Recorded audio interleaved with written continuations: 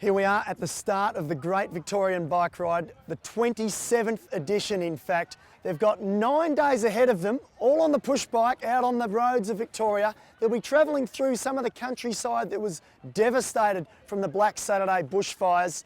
They all camped overnight here in Yarrawonga for the start, and this is what 4,500 people look like.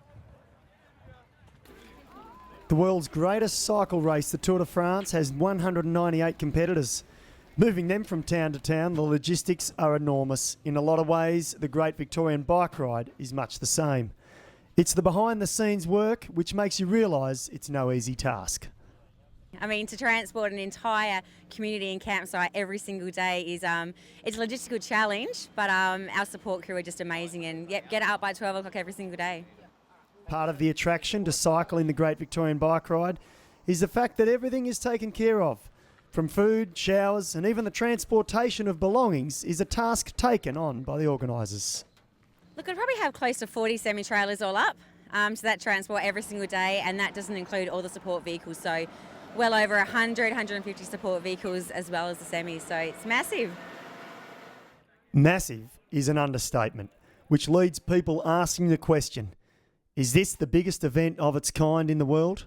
Look, as far as we're aware, there are things close to this ride, but we believe we are the world's largest fully supported cycling and camping. So because we transport all riders' luggage every single day and feed them every day, we're gonna claim that title until someone beats us off.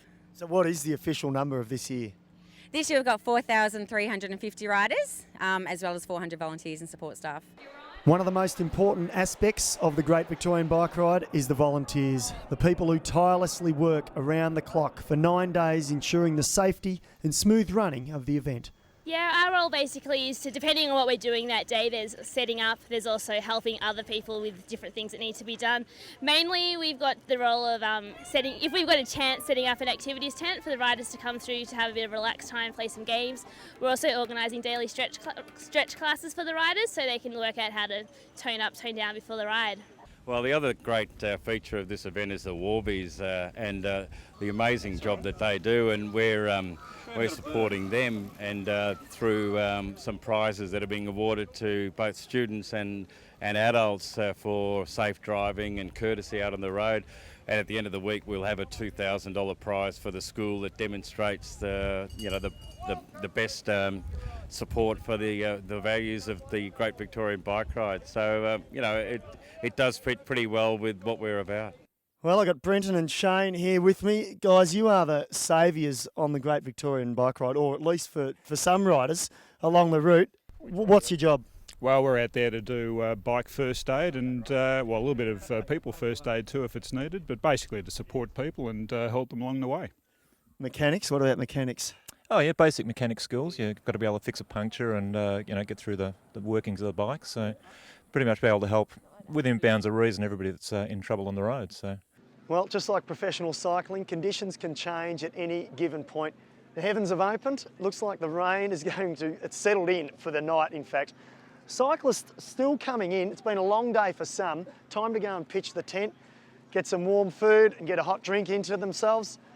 And then with 4,500 bikes, there's bound to be some mechanicals. Enter Portable Bike Store.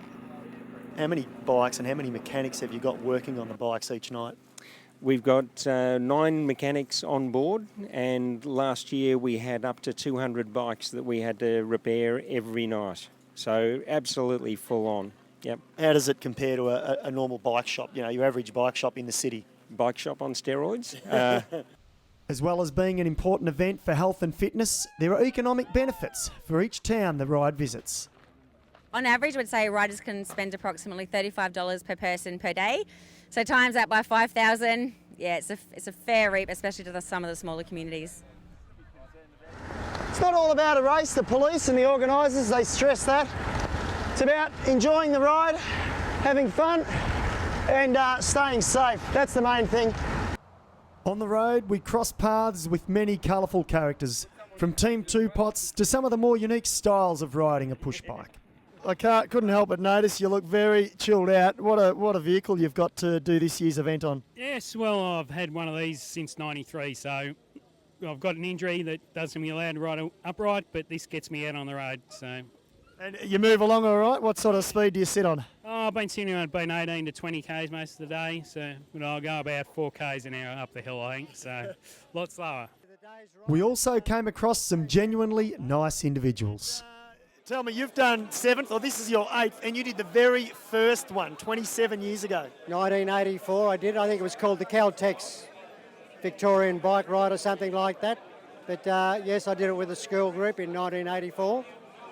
And then I'd since then moved to Alice Springs, and I read about the 20th anniversary ride in 2003. And so I brought 6 Indigenous children down for that ride, and I've been doing that ever since. Retired from teaching now, but I still make a private commitment to bring kids down. An important aspect of the Great Vic Bike Ride is the school involvement. In 2010, there were 1,100 students riding.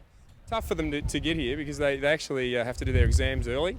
Everyone else back at school are doing exams now. So these guys have prepared early, done their exams early, and they've managed to come away. 10 days away from their parents. And you know, as you say, in the conditions that we've been dealt with so far, I think that's the wettest trip we've ever had. Yeah, the experience of the whole lot. Sure, it's a week off school, but it must be a good experience that you get some life skills out of the week. Yeah, it's really good. You get to meet a whole bunch of people, so it improves your social skills, confidence, get to mingle with lots of people. So yeah, it's really good. Is there a curfew on when you should go to bed, or can you sit up as late as you like? We can sit up as late as we like, but we are meant to go to bed at 10, which no, I just go later. Yeah, just later. Any tent hopping throughout the night, or is it strictly you have to stick to your own tent? Strictly, but I hop. After 9 long days of riding and tackling all of the elements, including weather and terrain, the riders rolled into the picturesque town of Marysville. The community that was devastated by Black Saturday bushfires was on hand to welcome the riders as they rolled across the finish line. Yeah, look, this region was one which we were really keen to travel through. The Goulburn River Valley Tourism Group were really proactive in approaching us and getting us to come visit these towns. So, but to finish up in Marysville, as we said, with the bushfires, our riders love supporting the community. So what better way to finish off at Marysville and, yeah, give them a good rap.